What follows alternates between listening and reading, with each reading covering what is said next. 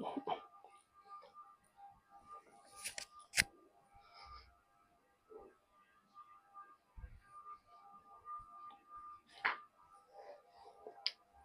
Evening बच्चों आज के लेक्चर में हम लोग एक्सरसाइज 3.1 क्वेश्चन नंबर 6 से करेंगे। क्वेश्चन नंबर 1 to 5 हम पिछले वीडियो में डिस्कस कर चुके हैं। आज जो हम लोग करेंगे वो आगे जो सवाल है क्वेश्चन नंबर 6 से 10 तक। तो इस वीडियो को आप एंड तक देखना। ये एनसीईआरटी काफ़ी इंपॉर्टेंट होता है क्योंकि इससे डायरेक्ट सवाल जो है आपको कभी कभी जेईई मेंस में भी पूछ देता है और बोर्ड एग्जाम में भी आपको डायरेक्ट सवाल पूछा जाता है। तो एनसीईआरटी को उसका एक एक एक्सरसाइज, उसका जितना भी एग्जाम्पल्स है उसको करना बहुत ज़रूरी है। तो चलो हम लोग शुरू करते हैं question number 6।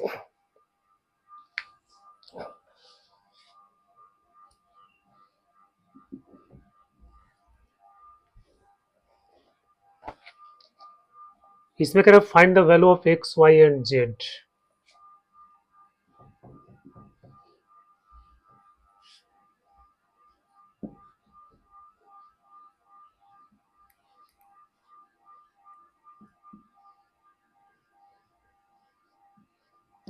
X y and Z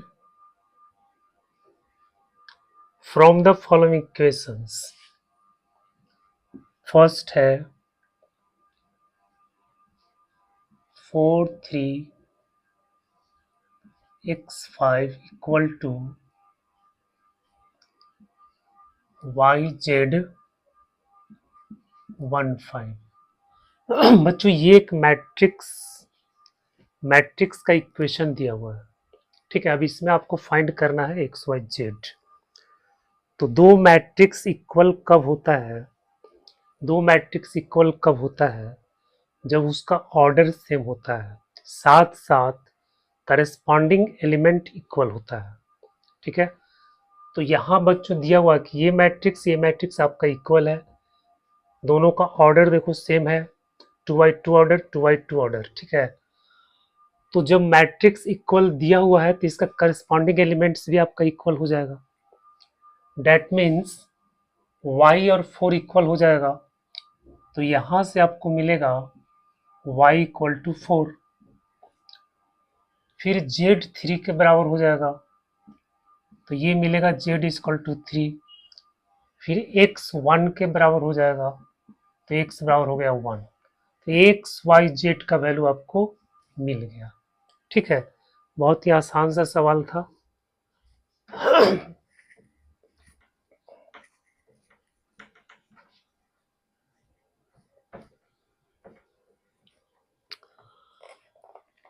इसी में देखते हैं क्वेश्चन नंबर 2। 6 का है question number 2। X plus y 5 plus z 2 x y equal to 6 2 5 8। तो ये है, इसका भी ऑर्डर सेम है, करस्पॉन्डिंग एलिमेंट आपका इक्वल हो जाएगा क्योंकि दोनों मैट्रिक्स इक्वल दिया हुआ है, ठीक है। तो x प्लस वाई किसके बराबर हो जाएगा? 6 का।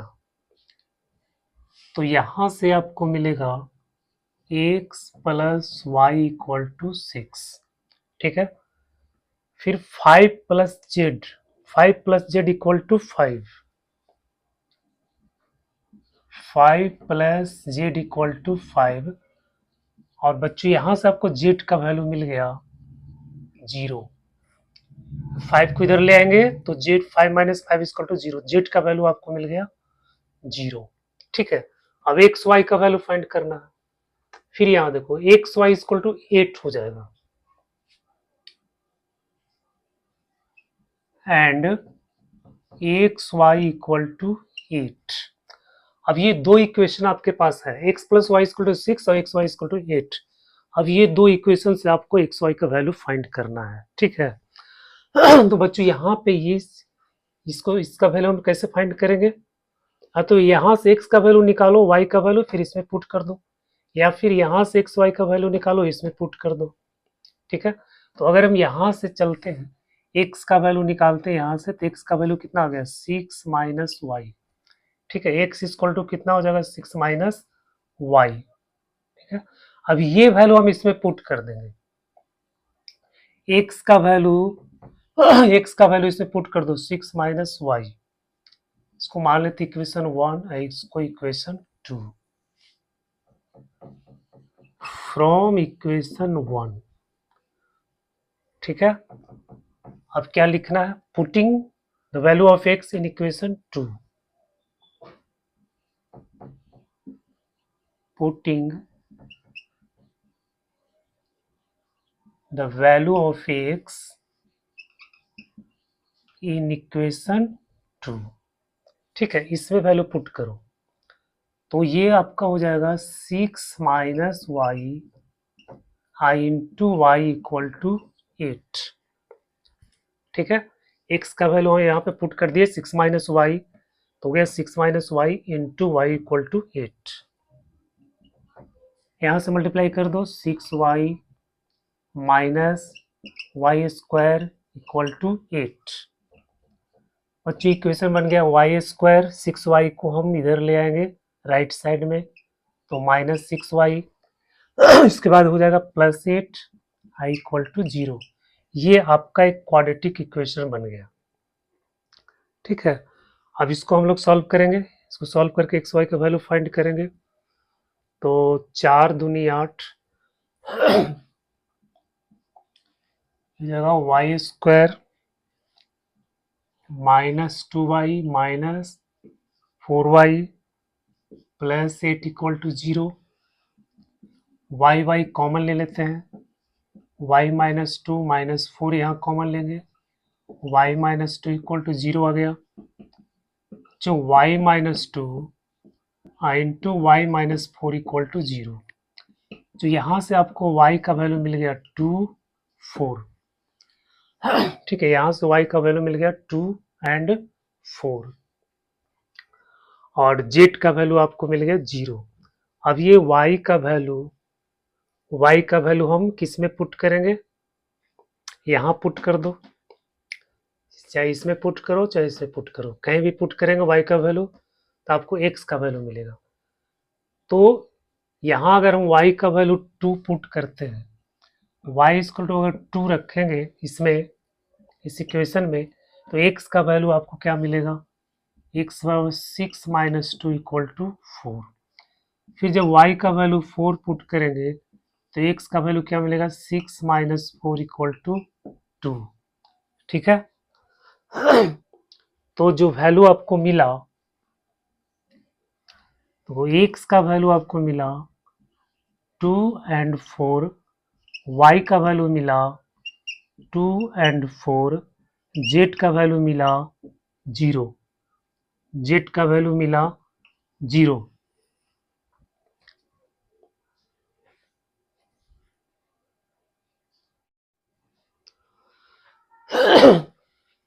तो वैल्यू का जो सेट मिल गया,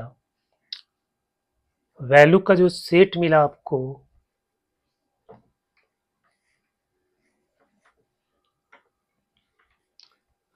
तो x का वैल्यू 4, y का वैल्यू 2,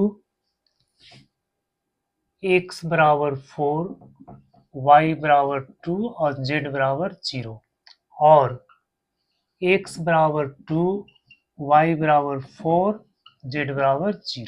ठीक है, ये आपका आंसर आ गया। ठीक है, दो सेट आपको मिलेगा, x का वैल्यू 4 हो सकता है, x का वैल्यू 4 होगा, y का वैल्यू 2, z का वैल्यू 0। x का वैल्यू अगर 2 लेंगे तो y का वैल्यू 4, z का value 0।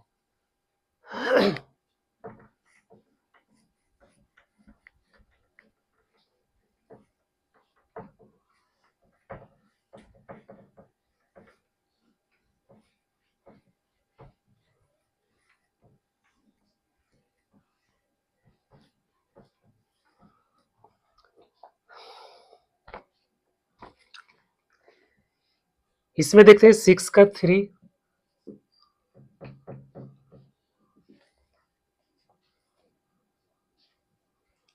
X plus y plus z, x plus z, y plus z equal to 9, 5, 7। बच्चों यहां से आपको इक्वेशन मिलेगा x plus y plus z equal to 9। ठीक है, x plus y plus z equal to 9 आ गया। दूसरा इक्वेशन मिलेगा x plus z equal to 5। तीसरा y plus z equal to 7, y plus z equal to 7। ठीक है, अब इसको हम लोग कैसे सॉल्व करेंगे? देखो x plus z equal to 5 है, एक्स प्लस जेड का वैल्यू अगर हम इसमें पुट करेंगे तो आपको वाई का वैल्यू मिल जाएगा। तो यहाँ आपका हो गया वाई प्लस और x plus z, x plus z का वैल्यू कितना है 5 इक्वल टू 9। तो y का वैल्यू कितना मिल गया 4, y का वैल्यू कितना मिल गया 4। ठीक है, अब y का वैल्यू इसमें पुट कर देंगे तो z का वैल्यू मिल गया, y का वैल्यू यहाँ पे 4 पुट करेंगे, z इक्वल टू आ गया 7। ठीक है, 4 प्लस जेड इक्वल टू 7, तो z इक्वल टू हो गया 3। z का वैल्यू कितना आ गया 3। ठीक है, अब z का वैल्यू इसमें पुट कर देंगे तो x का वैल्यू मिल गया। तो x प्लस 3 इक्वल टू 5, तो x इक्वल टू कितना आ गया 2। तो बच्चों ये आपका वैल्यू मिल गया, x equal to 2, y equal to 4 और z इक्वल टू 3। ठीक है,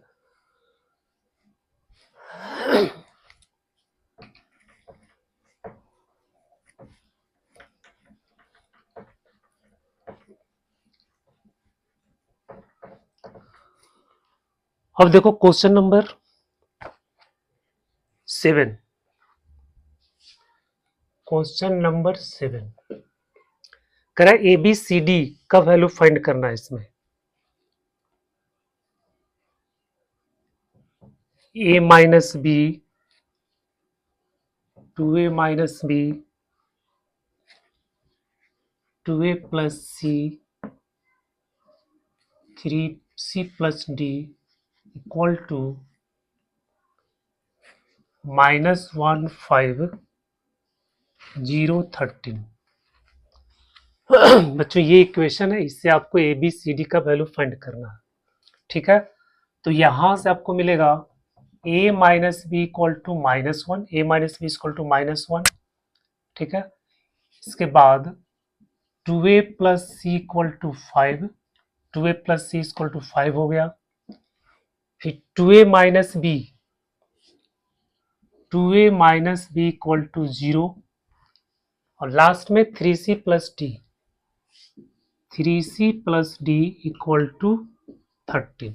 ये 4 इक्वेशन आपके पास है और इससे आपको ABCD का वैल्यू फाइंड करना है। ठीक है, तो देखो a minus b equal to -1 है, 2a minus b equal to 0 है। ये दोनों इक्वेशन से हम a और b का वैल्यू फाइंड कर सकते हैं।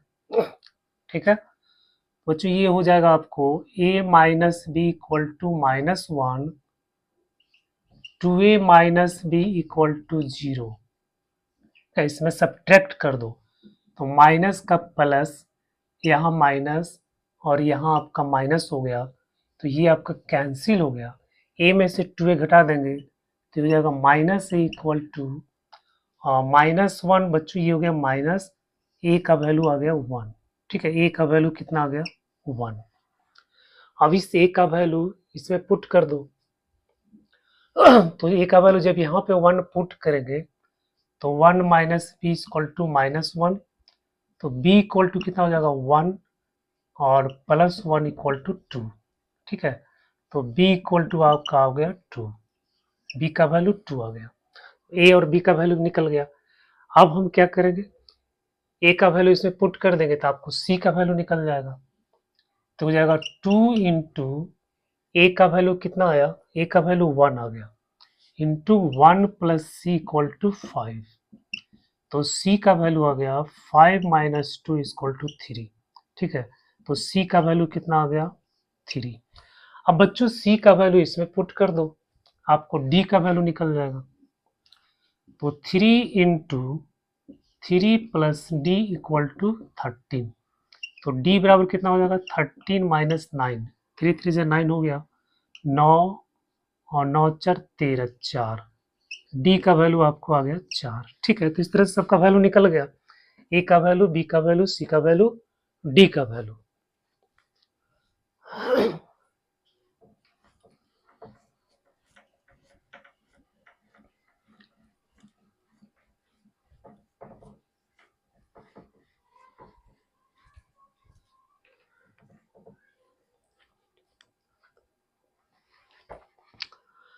Question number 9, question number 8। Correct, कोई मैट्रिक्स जो है स्क्वायर मैट्रिक्स है, कोई मैट्रिक्स ए दिया हुआ है, ए आई जे इतना, is a square matrix. If ये स्क्वायर मैट्रिक्स कब होगा, जब दोनों नंबर ऑफ रोज और नंबर ऑफ कॉलम इक्वल हो जाएगा, यानी एम बराबर एन हो जाएगा। तो इसमें ऑप्शन सी आपका आंसर हो जाएगा। स्क्वायर मैट्रिक्स कब होता है, जब number of rose number of columns दोनों आपका इक्वल होता है। ठीक है, अब है क्वेश्चन नंबर 9। इसमें भी आपको एक इक्वेशन दिया हुआ है, 3x plus 7 5 y plus 1 2 minus 3x equal to 0 y minus 2 8 4। बच्चों ये इक्वेशन दिया हुआ, इससे आपको एक्स वाई का वैल्यू फाइंड करना है। ठीक है, तो करस्पॉन्डिंग एलिमेंट आपका इक्वल हो जाएगा, 3x प्लस 7 इक्वल टू 0 हो जाएगा, 3x प्लस 7 इक्वल टू 0। यहाँ से आपको x का वैल्यू मिल गया -7/3। दूसरा इक्वेशन क्या मिलेगा, y plus 1 equal to 8, y plus 1 equal to 8। तो यहाँ से y का वैल्यू मिल गया आपका 7। ठीक है, तो x का वैल्यू -7/3, y का वैल्यू 7। तो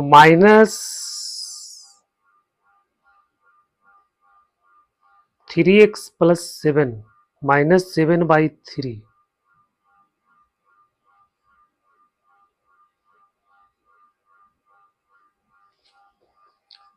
फिर 2 माइनस 3x, इसको करके देखते हैं। 2 माइनस 3x इक्वल टू हो गया 4, जो 3x इक्वल टू हो जाएगा -2, x का वैल्यू आ गया -2/3। x का वैल्यू आ गया -2/, तो -2/3 और y का वैल्यू 7। यहाँ पे x का दो वैल्यू मिल रहा है, -2/3 और -7/3।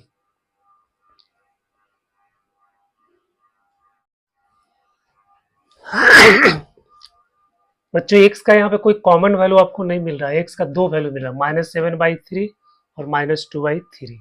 ठीक है, y का वैल्यू तो आपको 7 है, इसका एक कॉमन वैल्यू मिलना चाहिए था। ठीक है, लेकिन यहाँ पे कॉमन वैल्यू नहीं मिल रहा है, इसलिए हम एक्स वाई का वैल्यू फाइंड नहीं कर सकते हैं।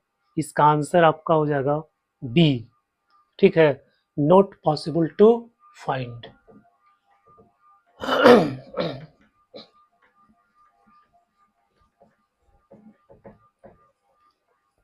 क्वेश्चन नंबर 10, क्वेश्चन नंबर 10 में है the number of all possible matrices of order 3/3 with each entry 0 और 1। करेक्ट, 3/3 ऑर्डर का एक मैट्रिक्स है जिसमें जो एलिमेंट होगा या तो 0 होगा या फिर 1 होगा। तो कितना हम number of all possible matrices, कितना मैट्रिक्स हम बना सकते हैं। ठीक है बच्चों, ये देखो 3x3, 3x3 ऑर्डर का मैट्रिक्स है। इसका मतलब क्या हुआ कि 1 2 3 4 5 6 7 8 9, 9 एलिमेंट होगा इसमें। अब इसमें जो एलिमेंट हम पुट करेंगे वो या तो 0 होगा या फिर 1 होगा, या तो 0 होगा या फिर 1 होगा, 0 और 1। तो बच्चों देखो यहाँ पे ये परमुटेशन कॉम्बिनेशन का इसमें थोड़ा सा कॉन्सेप्ट यहाँ पे आपको अप्लाई करना पड़ेगा, है ना। तो परमुटेशन कॉम्बिनेशन में तो यहाँ पे इस पॉइंट को भरने का आपको दो ऑप्शन है, या तो 0 भर सकते हो या फिर 1 भर सकते हो।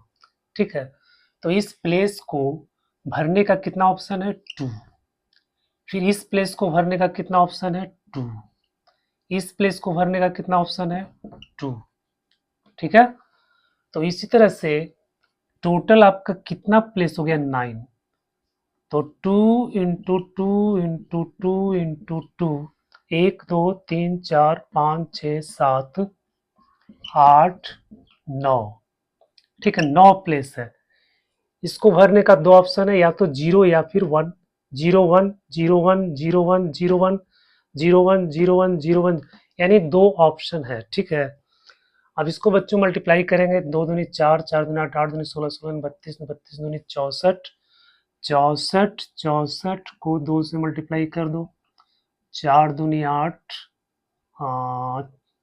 4 दूनी 8, 6 दूनी 12, 2 दूनी 4, 4 दूनी 8, 8 दूनी 16, 16 दूनी 32, 32 दूनी 64, 64 दूना हो गया, और फिर इसको 4 से गुना कर दो, 2 दूनी 4, 8 चौ 32, हाथ में 3, 8 3 11, ये हो गया 5, 512, 512 मैट्रिसेस हम बना सकते हैं। ठीक है,